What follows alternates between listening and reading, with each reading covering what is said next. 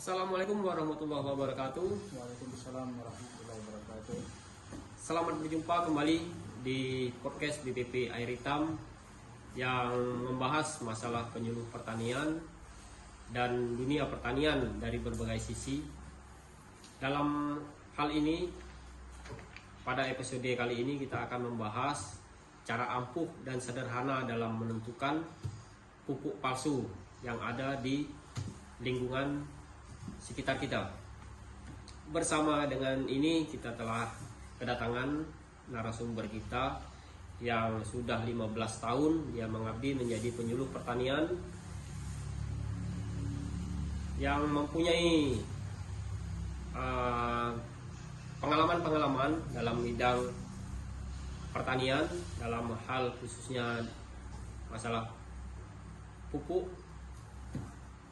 Bersama ini kita hadirkan narasumber kita, Bapak Ahmad Fahrul Razi. Selamat datang, Pak. Ya, terima kasih.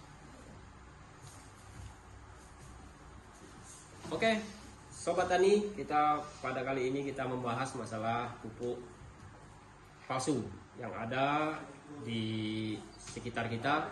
Kita akan mengetahui kriteria dalam hal ini.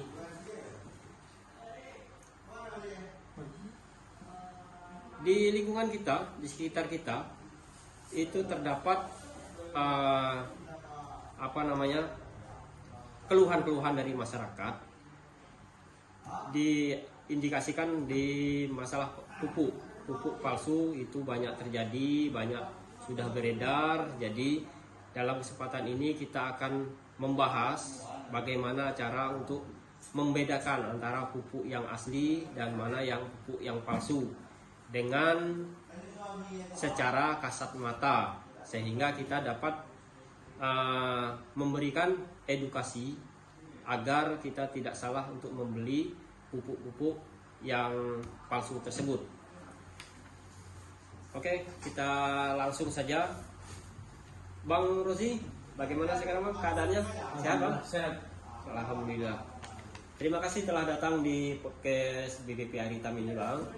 Terima kasih juga atas undangannya untuk Ya. bisa hadir hari ini. Oke. Alhamdulillah. Ini dari pembahasan dari lapangan, permasalahan-permasalahan yang ada di lapangan itu, permasalahan pupuk itu sangat banyak. Jadi laporan-laporan dari bawah bahwa ada banyaknya pupuk yang beredar itu tidak sesuai dengan isi kandungan yang ada di karung atau di dalam karung tersebut Bang. Unsur hara yang ada di dalam pupuk tersebut. Jadi pertanyaan yang pertama adalah ini masalah pupuk palsu. Sebenarnya apa sih Bang pupuk palsu itu? Kalau definisi dari Bang Rozi tersebut. Terima kasih. Nanti kita akan sampaikan ini tentang pupuk palsu ya. Jadi yang perlu kita pahami terlebih dahulu adalah pupuk yang asli dan pupuk yang palsu. Jadi kalau pupuk yang asli itu adalah pupuk yang memang diproduksi oleh perusahaan dan perusahaan itu sudah terdaftar. Kemudian brand barang itu juga sudah terdaftar di Kementerian Pertanian, sudah berizin. Biasanya syarat-syaratnya termasuk di situ sudah SNI. Kalau sekarang pupuk harus SNI. Bisa pupuk tersebut produk lokal, memang dibuat di Indonesia dan dikemas di Indonesia. Bisa juga pupuk itu adalah pupuk impor, itu pupuk yang asli. Kita sebagai insan pertanian memang dianjurkan untuk mengingatkan kepada masyarakat untuk membeli pupuk yang asli, yang memang benar-benar kandungannya sesuai yang tertera di kemasan karung yang asli. Karung asli. Karungnya karung asli produk yang memang beredar di pasaran. Ya, dari pasaran. Kemudian isinya itu adalah pupuk yang udah dioplos. Ya, bisa jadi menggunakan perbandingan berapa yang aslinya berapa, kemudian yang barang tidak orinya tadi berapa persentasenya. Kemudian mereka aduk sedemikian rupa seolah-olah barangnya sama. Oh, gitu Bang ya. Kemudian dikemas menggunakan karung yang asli. Mereka membeli karung bekas yang asli. Bekas asli. Nah, kemudian dijahit ulang. Nah, biasanya kalau mereka menjahit ulang untuk menutupi bekas jahitan lama, mereka melipatnya ke dalam sehingga karung itu lebih pendek dari ukuran karung yang beredar di pasaran. Oh, yang normal. Yang ya. normal. Lebih pendek dari karung yang normal Bang ya. Ya, karena mereka melipat ke dalam untuk menutupin bekas jahitan yang lama. Oh, jahitan yang lama. Itu yang ciri-ciri yang untuk yang oplosan tadi Bang ya. Oke. Yang oplosan. Sambil diminum Bang. Ya. Sambil kita ngobrol-ngobrol santai, kita minum, makan gorengan.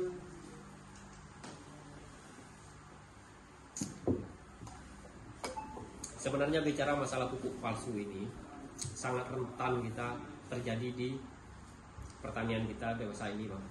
Ya. Di petani-petani kita, mereka kadang-kadang tergiur dengan harga murah itu tadi Bang. Harga murah tapi kualitasnya tidak tahu. Mereka asal pupuk kadang-kadang begitu Bang. Jadi menurut Bang Rozi ini, untuk antisipasi dari masyarakat jangan tergiur dengan harga murah tadi Bang. Saran saya kalau untuk kita lah, baik pelaku utama, pelaku usaha ataupun kita sebagai penyuluh misalnya kan, kepada petani-petani kita ingatkan mereka untuk selalu menggunakan produk-produk yang memang benar-benar terjamin keasliannya. Jadi gimana mereka bisa mendapatkan barang-barang yang asli tadi, ya mereka belanja di toko-toko yang resmi. Jangan kita membelanja produk pupuk tadi dengan mobil yang keliling menjajakan seperti jualan makanan.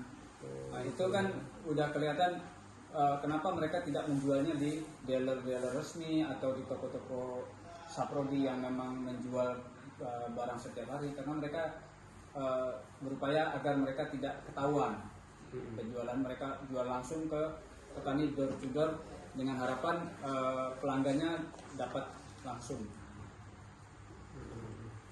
Kemudian kalau untuk yang produk pupuk yang ilegal yang tidak asli tadi, Tidak asli ya. itu dalam bentuknya itu kalau kita melihatnya secara kasat mata apabila sudah dikeluarkan dari kemasan, itu biasanya bentuknya tidak sama dengan yang asli. Misalnya kalau warna yang aslinya warnanya biru terang, dia warnanya nanti itu agak pudar warnanya, tidak merata, warna birunya tidak merata. Ada yang warnanya lebih pudar, ada yang tidak merata di butirannya. Kemudian kalau kita pecahkan, kalau untuk produk yang sudah diproduksi dengan baik oleh perusahaan yang resmi, biasanya kalau warna biru sama warna birunya sampai ke dalam. Tapi kalau produk yang ilegal, yang abal-abal tadi, biasanya warna biru hanya melapis di luar saja. Sementara yang di dalamnya itu warnanya hanya putih atau warnanya abu-abu. Jadi tidak merata sampai ke dalam. Kemudian kalau dalam tumpukan itu biasanya mereka bisa mengeras, membatu. Oh, itu yang palsu itu Bang, yang abal-abal tadi Bang ya? Ya. Biasanya kalau kita biarkan dalam tumpukan itu dalam jangka waktu lama, mereka mengeras, membatu ya. Itu salah satu ciri dari pupuk-pupuk yang tidak resmi. Kemudian kalau kita cari di kemudian pupuk yang palsu itu adalah pupuk yang dibuat oleh industri rumah tangga, mungkin bahasanya yang mudah dipahami, atau bahasa yang sering kita dengar adalah home industry. Jadi dia industri kecil-kecilan yang tidak memiliki izin. Kemudian brand barang yang mereka edarkan itu juga tidak memiliki izin, apalagi memiliki SNI, Standar Nasional Indonesia. Biasanya mereka memproduksi ini di tempat-tempat yang agak tersembunyi, kurang terkenal begitu kan. Kemudian mereka mengemasnya sebegitu rupa sehingga menyerupai atau mirip dengan brand-brand yang beredar di pasaran.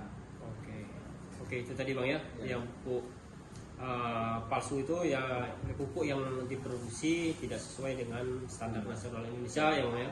tidak memiliki izin dan tidak sesuai mungkin kandungan unsur hara yang ada di dalam karung tersebut dengan yang dari kemasan, Bang ya? Ya, Oh itu ya, itu biasanya kalau bahasa masyarakat kita mengatakan itu pupuk ilegal. Ilegal. Oke. Terus ini Bang, kita kan untuk mengetahui pupuk tersebut itu asli atau tidak, itu secara kasat mata itu kan bisa ditentukan dari kemasannya, Bang. Nah, itu seperti apa, Bang? Kemasannya seperti apa yang harus kita ketahui? Ya, baiklah. Kalau untuk pupuk yang asli itu biasanya memiliki kemasan yang memang sesuai dengan yang mereka tampilkan di, misalnya mereka punya iklan, mereka menampilkan kemasan, ya, maka kemasan yang ditampilkan di dalam iklan itu sama persis dengan yang beredar di pasaran, seperti itu. Kemudian pupuk-pupuk itu umumnya sih sudah banyak beredar di masyarakat dan masyarakat juga sudah menggunakannya. Nah, kemudian kalau untuk kemasan ini biasanya mereka memilih sistem print atau pewarnaan kemasan itu yang sangat baik, sangat tinggi, sehingga mereka bisa memiliki kualitas kemasan yang bagus, pewarnaan yang bagus. Pewarnaan kemasan itu bagus, sehingga sulit ditiru oleh kemasan-kemasan yang abal-abal tadi, yang ilegal. Oh gitu. Jadi mungkin lebih terang atau bagaimana tuh Bang yang kemasannya, Bang? Tidak seperti itu. Artinya mereka memiliki ciri tertentu, ciri khas tertentu yang sulit ditiru, yang ya? sulit ditiru. Nah, contohnya seperti misalnya kalau kemasan pupuk ada yang warnanya seolah-olah kalau yang asli itu agak-agak pudar, tidak terlalu mencolok warnanya, Agak pudar ya. seperti agak pudar, tapi sebenarnya itu yang asli. Ketika orang meniru dengan sistem print kemasan tadi yang murahan tadi, maka akan tampil di kemasan yang abal-abal tadi itu biasanya warnanya lebih terang malahan. Lebih terang. Yang palsu malah lebih terang, Bang ya? Iya, yang palsu lebih terang, lebih mencolok. Kemudian kemasan lapisan di dalam itu innet istilahnya, itu plastiknya itu biasanya lebih tebal. Plastiknya lebih tebal. Iya. Oke. Itu kalau untuk kemasan yang meniru persis dengan barang yang beredar di pasaran. Tapi ada juga pupuk yang ilegal itu dia menampilkan merek atau brandnya itu memang diplesetkan, seperti Mutiara yang aslinya ditulisnya Mutiara, seperti itulah contohnya, seperti itu misalnya kan. Iya. Oke, itu dari kemasan berarti Bang. Kalau dari kemasan yang asli itu malah lebih agak pudar Bang ya, warna yang punya bukan ciri lebih khas tertentu. Kalau ciri khas tertentu yang sulit. agak pudar, dan kalau yang palsu itu lebih terang, yang pewarnaan dari kemasan Bang ya. Itu biasanya Bang ya, lebih mencolok. Nah, terus untuk yang apa tuh Bang, di kemasan itu kan ada pupuk yang oplosan gitu Bang. Nah, pupuk oplosan itu seperti apa itu ciri-cirinya Bang? Pupuk oplosan itu dari kemasan, dari tampilan kemasan. Kalau oplosan itu biasanya ada menggunakan kemasan karung yang asli. Karung asli. Karungnya karung asli produk yang memang beredar di pasaran. Iya, dari pasaran.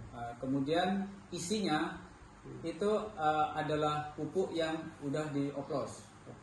Ya, bisa jadi menggunakan perbandingan berapa, yang aslinya berapa, kemudian yang barang tidak orinya tadi berapa persentasenya. Kemudian mereka aduk sedemikian rupa seolah-olah barangnya sama. Gitu ya. Kemudian dikemas menggunakan karung yang asli. Mereka membeli karung bekas yang asli. Bekas asli. Nah, kemudian dijahit ulang. Nah, biasanya kalau mereka menjahit ulang, untuk menutupi bekas jahitan lama, mereka melipatnya ke dalam, sehingga karung itu lebih pendek dari ukuran karung yang beredar di pasaran. Yang normal. Yang ya. normal. Lebih pendek dari karung yang normal ya. Ya, karena mereka melipat ke dalam untuk menutupin bekas jahitan yang lama. Oh, jahitan yang lama. Itu yang ciri-ciri yang untuk yang oplosan tadi bang ya. Oke, yang oplosan. Sambil diminum bang, Ya. sambil kita ngobrol bersantai, kita minum, makan gorengan.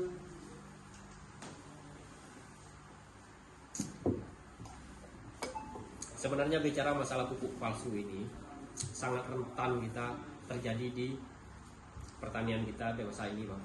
Ya. Di petani-petani kita, mereka kadang-kadang tergiur dengan harga murah itu tadi bang. Harga murah tapi kualitasnya tidak tahu, mereka asal pupuk kadang-kadang begitu bang. Jadi menurut Bang Rozi ini, untuk antisipasi dari masyarakat jangan tergiur dengan harga murah tadi bang. Saran saya kalau untuk kita lah, baik pelaku utama, pelaku usaha ataupun kita sebagai penyuluh misalnya kan, kepada petani-petani kita ingatkan mereka untuk selalu menggunakan produk-produk yang memang benar-benar terjamin keasliannya. Jadi di mana mereka bisa mendapatkan barang-barang yang asli tadi, ya mereka belanja di toko-toko yang resmi. Jangan kita membelanja produk pupuk tadi dengan mobil yang keliling menjajakan seperti jualan makanan. Nah itu kan udah kelihatan kenapa mereka tidak menjualnya di dealer-dealer resmi atau di toko-toko saprodi yang memang menjual barang setiap hari, karena mereka berupaya agar mereka tidak ketahuan penjualan. Mereka jual langsung ke petani door to door dengan harapan pelanggannya dapat langsung. Kemudian kalau untuk yang produk pupuk yang ilegal yang tidak asli tadi, Tidak asli ya. itu dalam bentuknya itu kalau kita melihatnya secara kasat mata apabila sudah dikeluarkan dari kemasan, itu biasanya bentuknya tidak sama dengan yang asli. Misalnya kalau warna yang aslinya warnanya biru terang, dia warnanya nanti itu agak pudar warnanya, tidak merata, warna birunya tidak merata. Ada yang warnanya lebih pudar, ada yang tidak merata di butirannya. Kemudian kalau kita pecahkan, kalau untuk produk yang sudah diproduksi dengan baik oleh perusahaan yang resmi, biasanya kalau warna biru sama warna birunya sampai ke dalam. Tapi kalau produk yang ilegal, yang abal-abal tadi, biasanya warna biru hanya di website, misalnya di alamat situs misalnya, kita tidak menemukan alamat perusahaannya, tidak kita temukan. Misalnya kita cari nama perusahaannya yang tertulis di kemasan itu, kalau kita cari tidak ketemu, tidak ada. Jadi itu salah satu ciri pupuk yang tidak resmi tadi, yang abal-abal, yang mereka memproduksinya secara Home industry bang ya. Oke. ilegal. Terima kasih bang. Terus ini ada lagi salah satu pertanyaan lagi bang. Ini tentang apa kerugian dari petani kita menggunakan pupuk palsu tadi bang, pupuk abal-abal tadi. Ya, kalau kerugian pasti banyak. Kalau kerugian pasti banyak. Artinya mereka membeli tapi tidak membeli manfaatnya, hanya membeli brandnya aja. Nah, itu kan mereka rugi. Artinya kalau kita membeli pupuk dengan harga per kilo 4.000 misalnya, yang ingin kita dapatkan penambahan pertumbuhan tanaman kita lebih baik. Tapi ketika kita membeli pupuk tadi seharga 4.000, tanamannya begitu aja ketika kita pupukkan, tidak ada pertumbuhan yang nampak signifikan, Tidak ada perubahan tidak ya. ada perubahan. Nah itu kita kan menjadi rugi petani, Iya. pembeli. Itu yang ingin kita hindari. Oke. Untuk kesimpulan ini bang, kesimpulan dari keseluruhan dari yang dijelaskan dari Bang Rozi tadi, permasalahan pupuk palsu, itu kesimpulan kita kita sampaikan ke petani kita. Itu kesimpulannya seperti apa bang? Yang ingin kita tekankan adalah kepada petani, membelilah barang ke toko atau dealer resmi yang sudah kita percaya. Biasanya mereka memiliki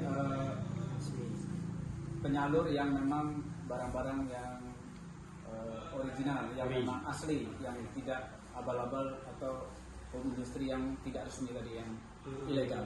Iya. Kemudian kita tanyakan sebelum membeli produk kepada toko tersebut kandungan-kandungan yang ada di dalam unsur hara pupuknya, karena itu mempengaruhi pertumbuhan tanaman kita. Jadi kita membeli sesuai dengan kebutuhan yang ingin kita dapatkan di tanaman kita nanti. Tanaman kita ya. Sesuaikan. Oke. Demikian tadi perbincangan kita tentang kriteria atau ciri-ciri dari pupuk palsu yang sangat banyak beredar di lapangan.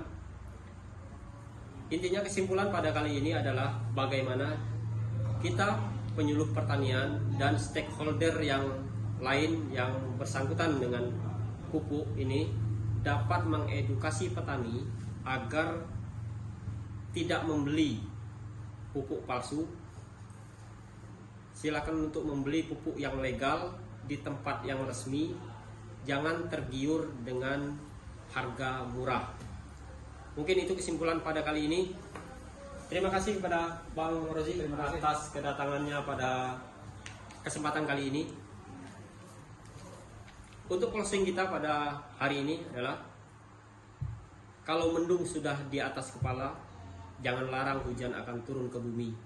Kalau angin bertiup dengan kencangnya, jangan larang daun kering untuk berguguran. Kalau penyuluh cerdas, kreatif, inovatif, jangan larang petani akan rindu padamu. Terima kasih. Wassalamualaikum warahmatullahi wabarakatuh.